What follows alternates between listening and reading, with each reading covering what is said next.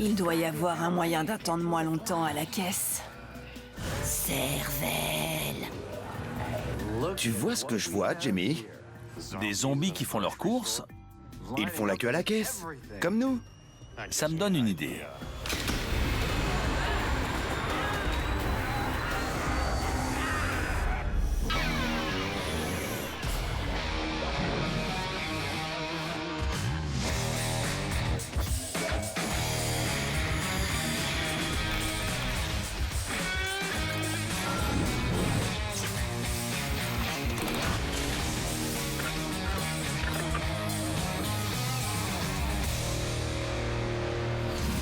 Jamie, je vais faire marcher tes méninges. Depuis qu'on a commencé Miss Buster, on est responsable de combien d'explosions? Je sais pas. 900. Deuxième question. À ton avis, on a détruit combien de voitures? Aucune idée. Pas loin. 220. Je continue. On a fait appel à combien de volontaires pour nos émissions? Ça, je sais. Beaucoup. Beaucoup, c'est pas peu dire. En 13 ans, on a fait appel à plus de 3500 volontaires. On aurait été incapable de faire l'émission sans eux. C'est pour ça que dans cet épisode de notre dernière émission, on leur rend hommage en nous intéressant à 2 mythes qui requièrent des volontaires. Lesquels? Le deuxième mythe qu'on va tester va peut-être prouver qu'on ne fait pas correctement la queue à la caisse du supermarché. On vient d'ouvrir notre premier magasin et regarde tous les clients qui affluent. On a de quoi être fiers. C'est vrai. On va commencer par un truc que les fans adorent et qu'ils aiment critiquer. Nos épisodes spécial zombies et en particulier flingue ou hache. Je pensais qu'on avait établi que c'était la hache. Oui, mais c'est ma technique de maniement de la hache qui leur a posé problème. Ils l'ont qualifié de... naze. Dans notre épisode spécial zombie, la hache de Adam a tué 2 fois plus de zombies Crève! Crève! Crève! que le flingue de Jamie. À l'aide! Mais les fans n'ont pas été convaincus. Notre dernière saison est donc l'occasion idéale pour un remake de La Nuit des Morts Vivants. Vous vous souvenez de cette hache? C'est celle que j'utilise pour tuer les zombies. Dans notre épisode spécial zombie, ce qui a posé problème aux fans, c'est la façon dont je les tuais. Je les touchais et je criais « crève ». Les fans m'ont fait remarquer, à raison, qu'il faut beaucoup de force pour réussir à ficher une hache dans le crâne d'un zombie. C'est pour ça qu'on recommence l'expérience, mais de manière plus réaliste. Adam se remet donc en question et entame cet épisode spécial volontaire en reprenant tout à zéro. Regardez-moi ça. Alors, t'es prêt à te prendre ma hache dans le crâne? Trop tard, c'est pour ça que je t'ai créé. C'est parti. La première victime de Adam, reproduction fidèle d'une tête humaine, va l'aider à porter des coups plus réalistes. Mais comment? Je vous présente mon pote Jérémy. Il m'a déjà aidé sur quelques projets. Il a apporté un système électronique pour calibrer mes coups de hache. Tu peux nous en dire plus? Là, on a un accéléromètre relié à un microcontrôleur. L'accéléromètre mesure l'accélération et la décélération sur 3 axes. Ce que je voudrais faire, c'est fixer le système derrière le tranchant de la hache, fendre ce faux zombie en 2 et mesurer la force que ça requiert. Ok, On le saura grâce à ce système. tout à fait. Génial. C'est parti. L'accéléromètre mis en place, il est temps de bûcher au nom de la science. Tuer un zombie. Ça me paraît plus glauque que quand on en a parlé au début de l'épisode.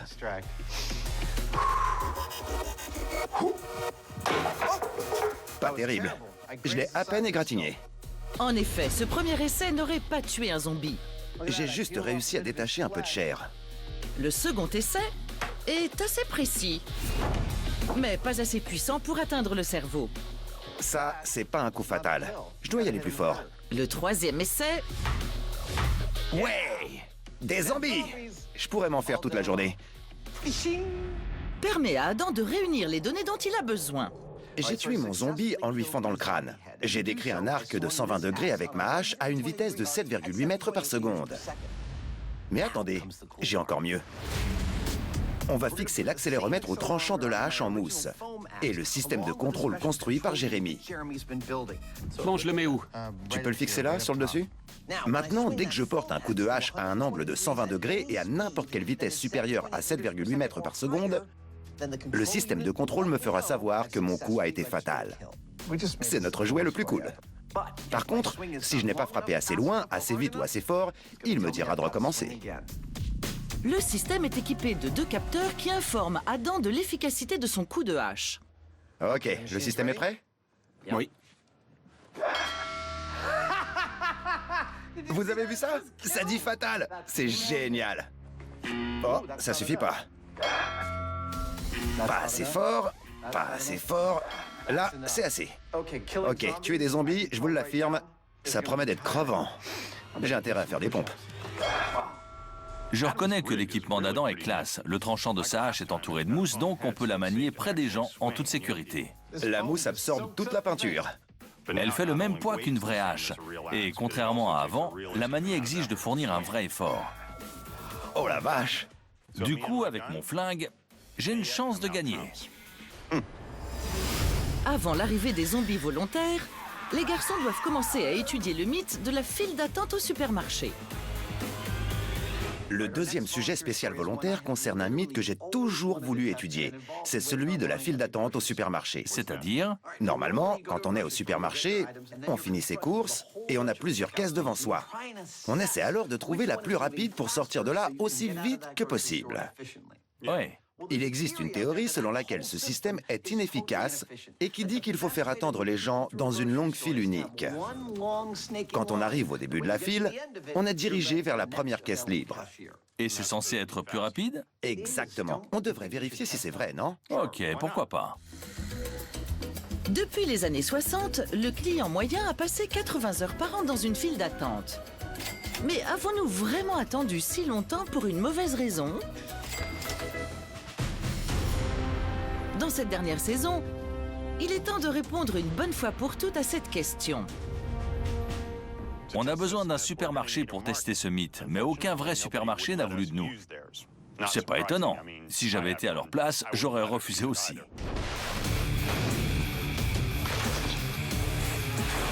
C'est pour ça qu'ils nous filent que des vieux trucs. On construit donc le nôtre. Exactement. En quelques heures et avec un peu d'huile de coude, nous allons transformer ce bel entrepôt vide en un supermarché fonctionnel avec ses rayons, ses caisses et ses clients. Bienvenue dans le Miss Bus Store. Puisqu'aucun supermarché n'a accepté de les accueillir, Je m'occupe des rayons et tu te charges des caisses? Ok, ça me va. Tiens, les Mythbusters sont obligés de construire le leur. ça ne paie pas de mine, mais ça va être génial. Adam s'attaque à la partie business et monte les meubles de caisse qu'ils ont bricolés. Au suivant. Ils montent 5 meubles au total. Superbe. Ils construiront l'endroit le plus stratégique de leur Miss Bus Store. N'oublions pas les caisses enregistreuses. Ça prend forme. Mais attendez, j'ai encore mieux. Des numéros qui s'allumeront pour indiquer la prochaine caisse libre au client. Pendant ce temps-là, Jamie rayonne. J'en ai pour un moment. Avec plus de 240 mètres d'étagères à monter et à remplir, l'équipe a un travail éreintant à accomplir. Mais ce travail offre quelques avantages. Ça peut paraître fastidieux d'aménager notre propre magasin, mais ça nous permet d'ôter des variables qu'on aurait dans un vrai supermarché et qu'on ne pourrait pas contrôler. Jamie a raison. Un vrai supermarché aurait son propre agencement et ne prendrait pas le risque de ralentir ses ventes. Par conséquent, le Miss Bus Store est la solution idéale. Mais un projet aussi audacieux, J'ai toujours rêvé de faire ça. les Mythbusters en seraient incapables sans l'expérience qu'ils ont accumulée. On a pensé à tout. On propose aussi des paniers. Ce genre de projet, on ne l'aurait jamais tenté au début de Miss Buster. On n'avait ni l'ambition, ni les compétences pour travailler avec plein de volontaires et construire notre propre site d'expérimentation. Mais avec le temps, on a beaucoup appris. Là, on sait travailler efficacement en respectant un budget et des délais, avec une flopée de volontaires. De l'ambition, il leur en faudra. Ils ont 5000 produits à mettre en rayon. Là, on remplit les étagères. Ils mettent les petits plats dans les grands pour faire des adieux dignes de ce nom aux fans. Qui veut des petits pois? Ça fait 10 heures qu'on travaille. Nos caisses sont montées, équipées et opérationnelles. Les rayons ont été assemblés, mais il faut les remplir et on a beaucoup de stock à y mettre. Le maïs, quel délice! On est à peu près à la moitié, mais on a encore du taf. Allez, la caisse 3 est libre. Ah, c'est vrai, on n'a pas encore de clients. À suivre dans cet épique épisode spécial volontaire, hache ou arme à feu pour l'apocalypse? Et juste avant, boss du commerce? Ou pas? Miss Bustor, faites vos courses pour la science. On avait un autre slogan. On improvise, ça passe ou ça casse.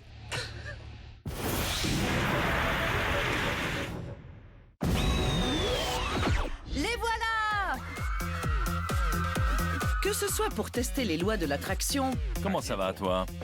ou les façons de se sécher les mains, Nos cobayes ont apparemment développé leur propre rituel. ça fait 14 ans que les Mythbusters recrutent des volontaires pour participer à leurs expériences, petites et grandes. Elle tient à la garder. Pour cet épisode de la dernière saison, Adam et Jamie ont recruté leurs 2 derniers groupes de volontaires. Le premier n'est qu'à moitié vivant.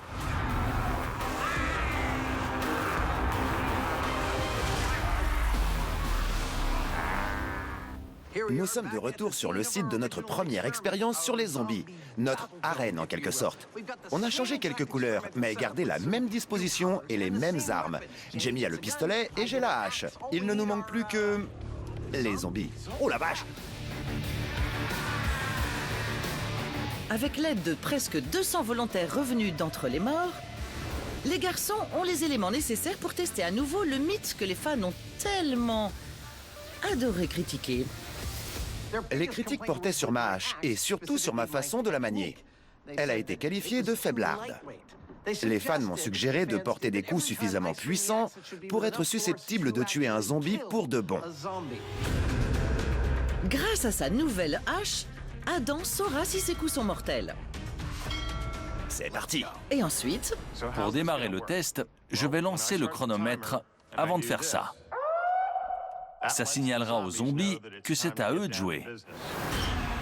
Quand je verrai qu'ils vont submerger Adam, je réutilise ceci, il s'arrête et on compte le nombre de cadavres pour savoir si Adam s'en est bien sorti avec sa nouvelle hache. L'heure des zombies a sonné! dans l'épisode d'origine, Adam avait tué 14 zombies avant de se faire mordre. Comment va-t-il s'en tirer avec une hache plus réaliste? Comme vous avez bonne mine, vous avez l'air en pleine forme. Vous avez les crocs? Ok, vous pouvez y aller dans 3, 2, 1... Le chrono est lancé. Et dès que les zombies entrent dans le cercle, Adam distribue les coups de hache. Mais pas longtemps. Je suis mort! Adam a tué 8 zombies, à peine plus que la moitié de son dernier score. Il n'a pas vraiment battu des records. La nouvelle hache a fait des merveilles et ce côté retour chez les zombies était encore mieux que le dernier. Par contre, ma performance a été décevante. La dernière fois, j'ai tué en moyenne 14 zombies par essai. Avec une technique plus réaliste, je n'ai réussi à en neutraliser que 8 avant de devenir l'un d'entre eux. Mais c'était génial. Adam sait qu'il peut faire mieux. Donc, il va retenter sa chance. 3, 2, 1...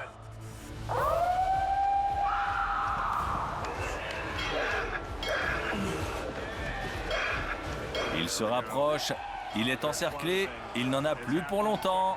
Mais comme lors du premier test, il ne tient pas très longtemps. Il obtient le même score, 8 zombies. Adam a appliqué cette technique, courir le long du cercle à toute vitesse pour tuer le plus de zombies possible. Mais pour y parvenir, il a dû fournir beaucoup d'efforts. Ça a aussi l'inconvénient de lui faire perdre du temps. Vu du dessus, ça ressemblait à la pupille d'un œil qui se contractait autour de lui jusqu'à devenir assez petite pour l'engloutir. De toute évidence, la nouvelle hache ralentit Adam. Mais on ne sait toujours pas si elle est plus efficace qu'un pistolet. C'est à moi. Les zombies, mettez vos masques de protection. Jamie va donc tenter sa chance avec un pistolet de paintball qui, à la demande des fans, a été réglé en position semi-automatique. Alors les zombies, vous êtes prêts? Vous êtes prêts à dévorer la cervelle bien fraîche de Jamie? Ok, on y va. Le test du pistolet dans 3, 2, 1...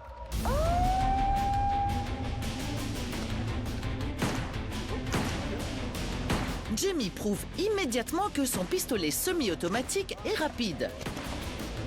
Mais pas assez pour lui permettre de se tirer d'affaire. Je suis fichu! Il est mort. Je suis sûr qu'il en a eu moins que moi. Au total, Jamie n'a tué que 7 zombies, soit un de moins que Adam. Bon, du calme, du calme. Gardons la tête froide sans s'emballer. Car il semblerait bien, après que Jamie a tué seulement 7 morts-vivants, que le flingue n'est pas aussi performant que la hache. Mon sentiment, en voyant ça d'ici, est qu'il n'était pas en mode instinct de tueur. Il va donc respirer profondément pour retrouver son désir de flinguer du zombie avant de recommencer. Ok, on retente le massacre des zombies dans 3, 2, 1... Cette fois, Jamie démarre au quart de tour. Mais les quelques précieuses secondes qu'il perd pour viser suffisent à le ralentir. Ça y est, je suis mort! Jamie n'a encore tué que 7 zombies. La dernière fois, j'avais une sorte de pistolet à pompe.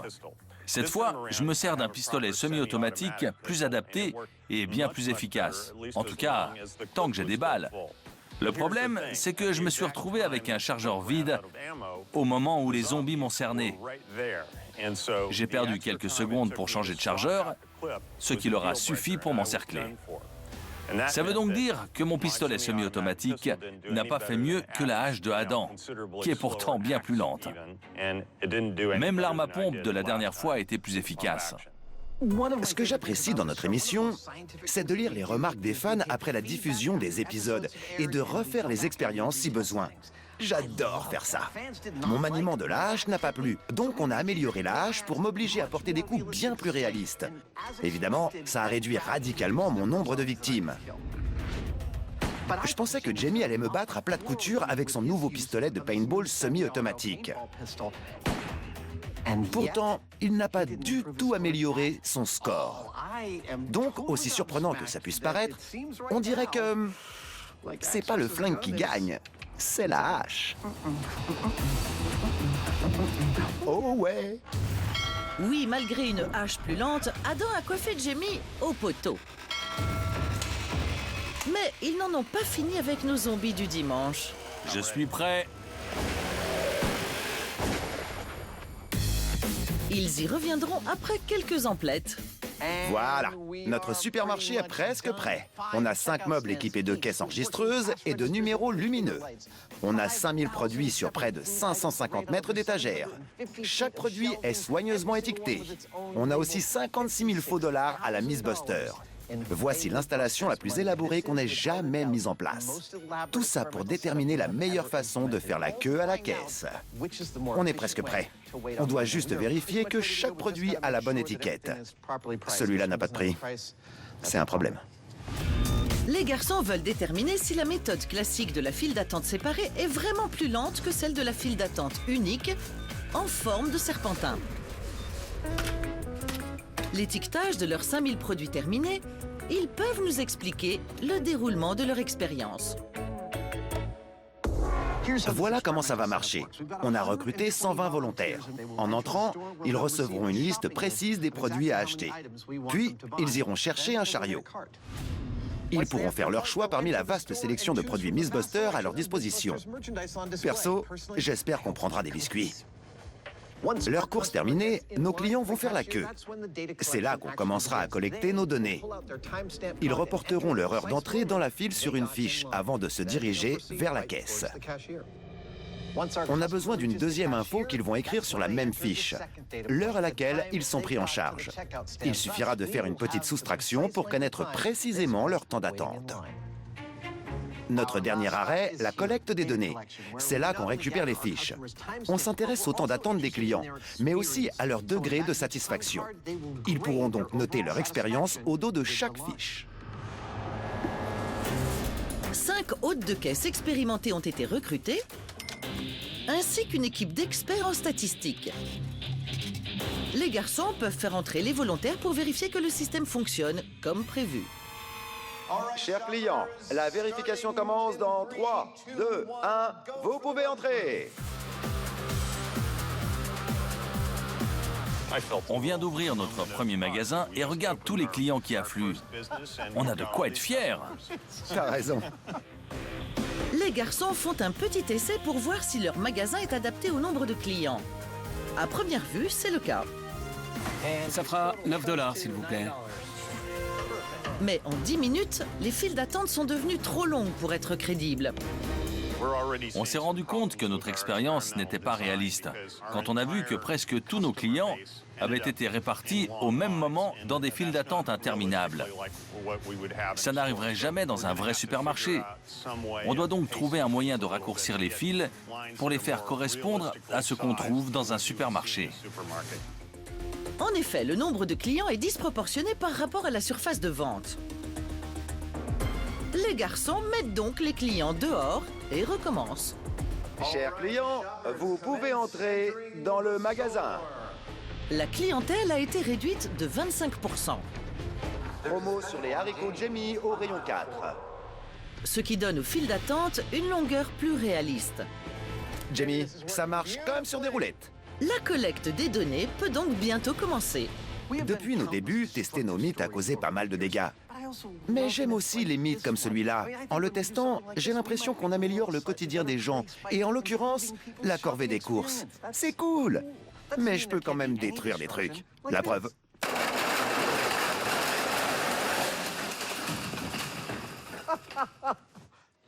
Nettoyage, rayon 5.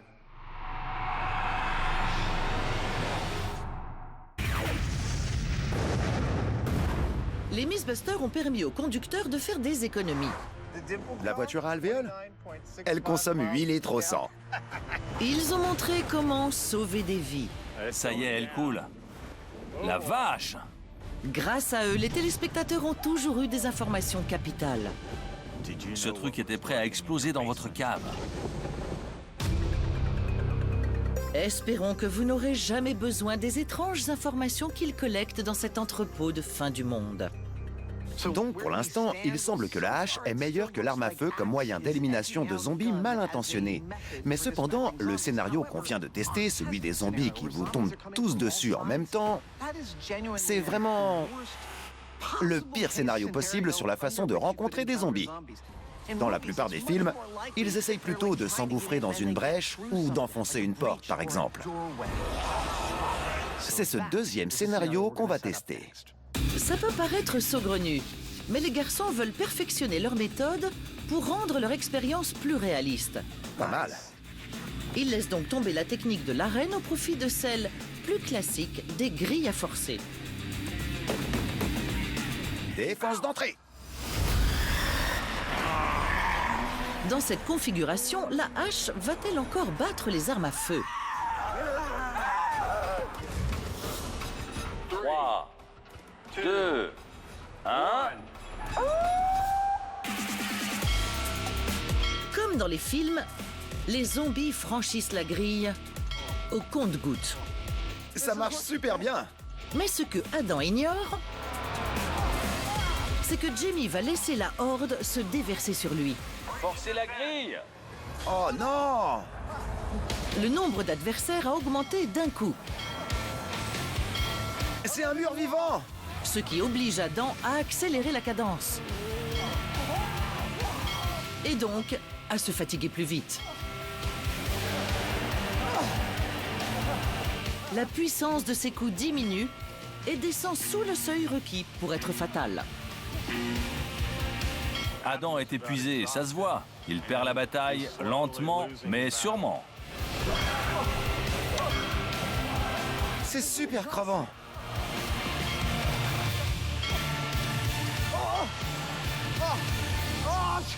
Je suis mort. C'est le truc le plus dur que j'ai jamais fait. On dirait que ça l'a achevé. Pendant que Adam se remet, J'ai dû me froisser un muscle. Jimmy compte les cadavres. 21, 22, 23, 24, Le nombre total de morts fait froid dans le dos. 66 et 67. Il y en a peut-être un ou deux là-dessous, mais je vais m'arrêter à 67. 67 zombies!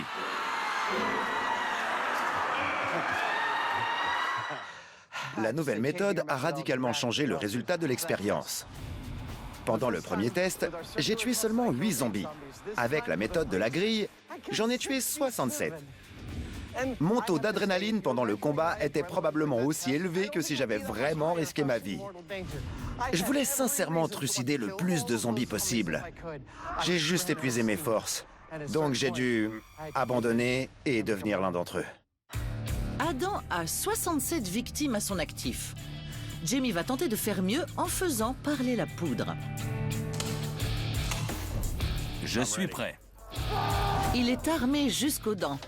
Ce n'est pas peu dire. C'est moi que vous voulez? Que le carnage commence. N'oubliez pas que la chair de Jamie nous vient de l'Indiana, ce qui la rend particulièrement savoureuse. Prépare-toi, Jamie, on y va dans 3, 2, 1... Dès le début, Il ne bouge même pas.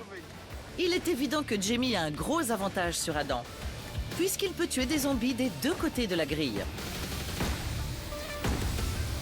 Mais une fois la grille enfoncée, il doit arroser ses adversaires d'une pluie de balles.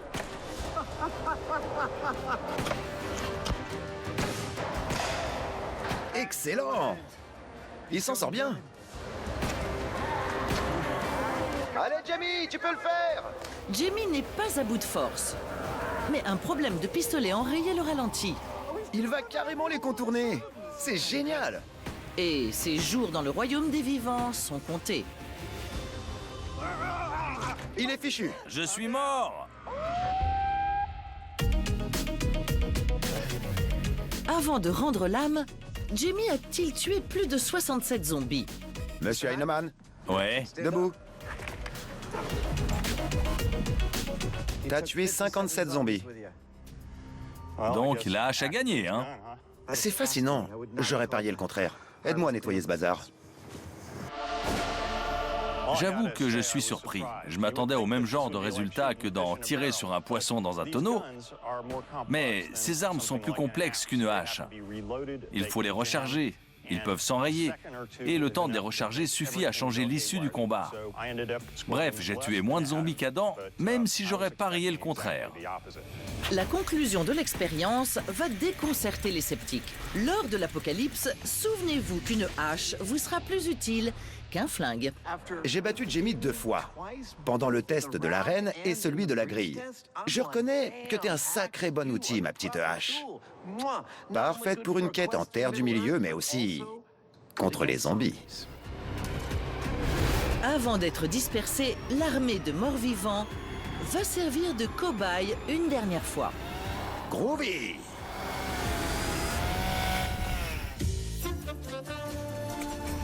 Pendant ce temps, dans le Mythbusters Store, Notre employé du mois s'appelle James Franklin Heinemann. Il vient de Columbus, dans l'Indiana. la vérification pour le test des fils séparés s'est tellement bien passée que la collecte des données peut commencer. Ok, le chrono est prêt. On peut commencer. Le premier test. Celui des fils séparés dans 3, 2, 1, partez! Le premier test, celui de la méthode classique des fils séparés, va durer 30 minutes. On dirait un magasin normal aux heures d'affluence. Pour s'assurer que leurs données sont fiables et leur expérience réaliste, Adam et Jamie introduisent un élément supplémentaire. Si vous avez regardé jusqu'ici, vous devez penser que notre scénario n'est pas crédible, parce qu'il ne prend pas en compte les demandes imprévues qui font perdre du temps. Gens de peu de foi. On a inclus 2 types de cartes malchance dans le jeu. La première, c'est le prix inconnu. Dès qu'un client tombe dessus, on aura un appel radio pour nous demander un prix et Jamie ou moi, on ira le chercher pour le donner à la caisse. Prix inconnu, caisse 5. Et voilà, ça n'a pas tardé. Ah, ok, c'est 3,99. L'autre carte nous permet de tester le scénario le plus redouté. Le client qui veut payer par chèque. La carte prix inconnu et la carte chèque devraient rendre ce scénario très réaliste. Le supermarché est effectivement super réaliste. À 15 minutes de la fin, les données s'accumulent déjà. Prix inconnu, caisse 2. Bien reçu. Jamie, prix inconnu, caisse 2. Mais Adam est tellement heureux de tester ce mythe Combien pour les pommes? 99 centimes. Merci. qu'il ne se contente pas d'observer, il veut aussi participer. J'ai ma liste, ma fiche de pointage, je peux commencer mes courses. Il a 6 articles à sélectionner au hasard, Du gruau de maïs, qu'il choisit en fonction de ses goûts de la sauce de qualité laboratoire, délicieux. et des emballages. Je prends cette boîte uniquement à cause de l'étiquette. Jamais vu de plus beau mec. Puis comme les autres clients, il choisit une file et reporte son heure d'entrée sur sa fiche. 24,36. 24 minutes et 36. Puis il aborde l'étape la plus rébarbative, l'attente. Pas de magazine à lire. Qu'est-ce que les Kardashians deviennent? Ça aurait été l'endroit idéal pour le savoir. 3 minutes et 18 secondes après être entré dans la file, c'est enfin au tour de Adam. 27 minutes 54. 27 minutes 54. Merci. Ok. Je prends cette peau de banane. D'accord. A-t-il attendu plus ou moins longtemps que les autres clients qui continuent à remplir leurs fiches avec fatalité jusqu'à ce que le chrono mette fin à l'expérience? Après quelques ratés, on a mené une première expérience réussie sur les files d'attente. Merci à tous! Ça s'est super bien passé. J'ai même participé et j'ai vraiment eu l'impression d'être dans un supermarché normal. C'était le but. À suivre, le test de la file unique.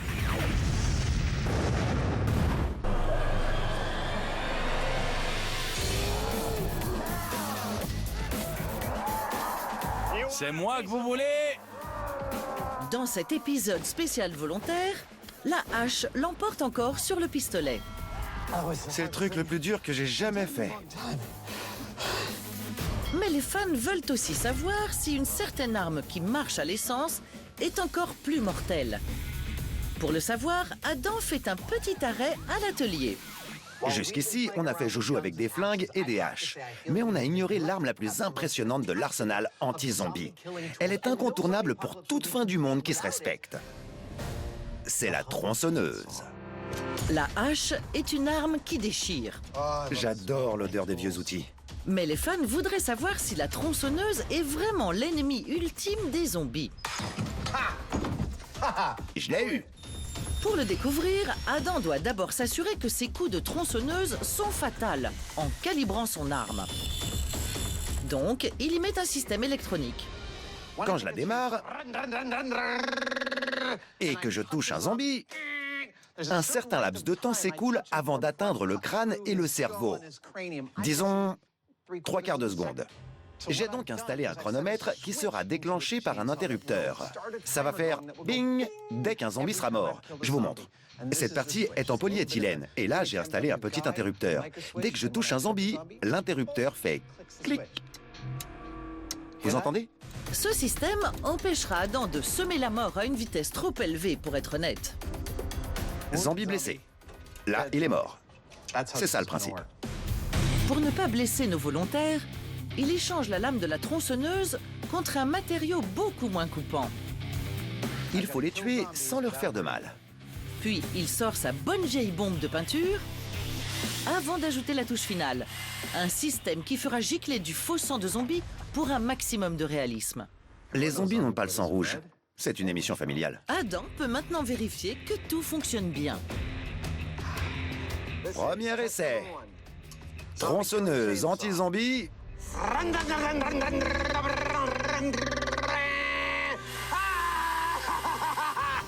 Allons découper du zombie. Toutefois, avant d'assister à ce massacre, retour au Miss Bustor pour continuer à tester le mythe bien connu de l'attente à la caisse. Chers clients, nous faisons une promotion sur les haricots Jamie au rayon 4. Ils veulent déterminer si l'attente à la caisse est plus courte dans des files séparées ou dans une longue file unique. Tenez, pour vous remercier. C'est gentil. Le premier test a duré 30 minutes. Il est terminé et le manager vient d'avoir les résultats. Les résultats sont arrivés et j'ai déjà des chiffres à vous donner. On a accueilli 138 clients. Ils ont attendu en moyenne 5 minutes et 39 secondes. 2 minutes et 16 secondes pour le temps d'attente le plus court. 9 minutes et 21 secondes pour le plus long. Ce client-là n'a pas dû être content. Leur niveau de satisfaction moyen est de 3,48 sur 5, soit un peu plus que la moyenne. Les résultats vont-ils changer avec la file unique? Ça m'étonnerait que la différence soit énorme, mais je peux me tromper. Pour le savoir, les garçons installent leur serpentin. Rien de bien compliqué. La file d'attente en serpentin est juste une file unique. Elle a une forme sinueuse pour économiser de l'espace. C'est la seule raison qui explique sa forme. Pour être longue, elle est longue. Le client qui est au tout début de la file attend qu'une caisse se libère. Et c'est là qu'il va. Ça, c'est la théorie. Pour prouver qu'elle est plus rapide, Caissier, vous êtes prêts? Ouais! Je répète, caissier, vous êtes prêts?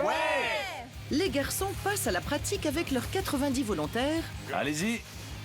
mais ils ne collectent pas leurs données tout de suite.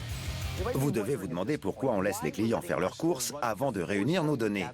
C'est parce que je compare notre magasin à un toboggan à billes. La caisse 2 est disponible. Merci. Le circuit est fait de roues et de rails. Si on met 15 billes d'un coup au début du circuit, elles vont d'abord rouler ensemble avant de se disperser progressivement. On suit exactement le même principe. On fait entrer les clients et on les laisse se disperser. Ça nous permettra d'obtenir une meilleure répartition des clients et nos données seront plus précises. 5 minutes plus tard, les clients sont assez dispersés. L'expérience peut donc commencer. On lance le chrono dans 3, 2, 1. Vous pouvez continuer vos courses. Pour une comparaison cohérente, ils ont pris le même nombre de volontaires La caisse 2 est disponible. et ils utilisent autant de cartes malchance. Jimmy observe le fonctionnement de la file et il remarque vite quelque chose d'intéressant. Cette cliente a perdu quelques secondes pour se rendre à la caisse qui lui était assignée. Ces quelques secondes, c'est du temps qu'elle n'aurait pas perdu dans une file plus classique. Selon moi, c'est à cause de cette petite perte de temps que tout le processus est ralenti. Jamie pense que la distance à parcourir jusqu'à la caisse ralentit le système. Mais Adam n'en est pas si sûr. Quand on était en train d'écrire la méthodologie pour ce test, je n'étais pas objectif. J'étais sûr que la file unique allait gagner. Maintenant que je vois comment ça se passe, j'ai des doutes. Je commence à me dire que la file unique est peut-être plus équitable pour tous les clients, mais pas forcément plus rapide. Prix inconnu, caisse 2. Oh, on a besoin de moi. Comme Adam avant lui, 10 articles, Jamie veut bien mettre la main à la pâte. manger des fruits frais Il sélectionne 10 articles au gré de ses envies, et du beurre de cacahuète. puis il va faire la queue. L'occasion est trop belle, Adam n'y résiste pas. Oui, on le reconnaît tout de suite. Il est là. Il ne passe pas du tout inaperçu. Mais alors, pas du tout. On le repère à sa moustache ridicule. Et à son béret à la noix. Sa Majesté Adam Savage a attendu 3 minutes et 18 secondes. Jamie a dû poireauter bien plus longtemps, Tenez, Merci. gardez la monnaie. mais moins que la moyenne d'attente du premier test. Que nous apprendra le reste des données? 6 minutes et 32 transactions plus tard, les garçons ont toutes les infos nécessaires. Que personne ne bouge. Restez où vous êtes. Ne bougez plus. Le deuxième test est terminé. Vous avez été parfait. Merci beaucoup. Ils ont fait du bon boulot. Ouais, c'est vrai. Ça y est, on a les résultats du test de la file unique. Rappelez-vous, l'attente moyenne pendant le test des files séparées était de 5 minutes et 39 secondes. L'attente moyenne pendant le test de la file unique est de 6 minutes et 56 secondes. Je vous jure, les clients ont attendu en moyenne 77 secondes de plus. C'est dingue! J'ai vraiment du mal à le croire. C'est vrai, mais il y a des choses intéressantes. Même si la file unique est plus lente, elle satisfait plus de clients. Elle a reçu 2 fois plus souvent la meilleure note, 5 sur 5. Allez comprendre. La conclusion est à l'exact opposé du mythe testé. La file unique est plus lente, mais elle est aussi plus populaire. Et Adam croit savoir pourquoi. Pourquoi la file unique est plus lente? Revenons au fil séparé. Le temps d'attente le plus court a été de 2 minutes et 16 secondes. C'est très rapide. Aucune carte malchance, une caissière super douée, tout le monde est content. Mais le temps minimum de la file unique a été 2 fois plus long, 4 minutes 33. C'est parce que la vitesse de la file est répartie sur tout le groupe. Ça le ralentit. Ajoutez les quelques secondes nécessaires pour atteindre la prochaine caisse disponible, et ça ajoute en moyenne 1 minute par personne. C'est bluffant. La file unique est certes plus lente, mais le temps d'attente équitable lui a valu un franc succès. Bidon ou pas bidon, ça reste encore à débattre. Comment ça? Selon le mythe, la file unique est la méthode d'attente la plus rapide. Ce qui implique qu'elle est meilleure. C'est ça. Mais même si elle est en moyenne 23% plus lente, C'est la préférée des clients, oui. Donc, on est dans une situation bizarre. La file unique est bidon, tout en étant meilleure. oui, bidon, mais meilleure. C'est cool. On se casse? Ouais.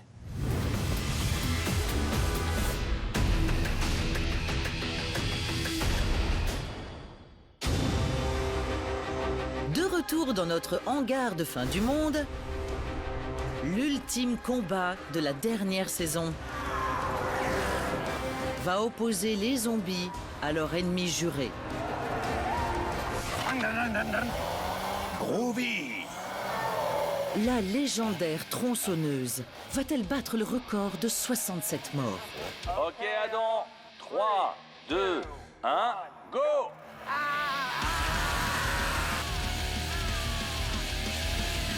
Adam a truqué sa fausse tronçonneuse. J'ai du sang de zombie partout! Un système le prévient qu'un zombie est mort au bout de 3/4 de seconde. Allez les zombies, je vous attends! Ouais! Ses victimes trépassent à un rythme encore plus fou que celui d'un montage d'un clip de death metal. Ouais! Ça déchire! Ouais! Il n'a pas à recharger et il se fatigue peu. Et je trébuche sur des zombies! Il ne lui faut que 4 minutes de massacre à la tronçonneuse pour décimer toute la horde. Plus que 2! Ouais! J'ai tué tous les zombies! Cet épisode de l'ultime saison n'est que mort et dévastation. Les 190 zombies volontaires sont tous morts pour de bon. J'étais loin d'être un étudiant modèle il y a quelques années, mais je me souviens que 100%, c'est un très bon score. C'est mon nombre de victimes, et ça fait du bien. Un taux de succès impossible à battre place la tronçonneuse en tête des armes anti-zombies les plus redoutables. Le mythe est bel et bien confirmé. Mais les Mythbusters ont encore quelques bons conseils en réserve. Maintenant que tu connais la meilleure arme anti-zombie, c'est quoi ton plan pour la fin du monde? Courir!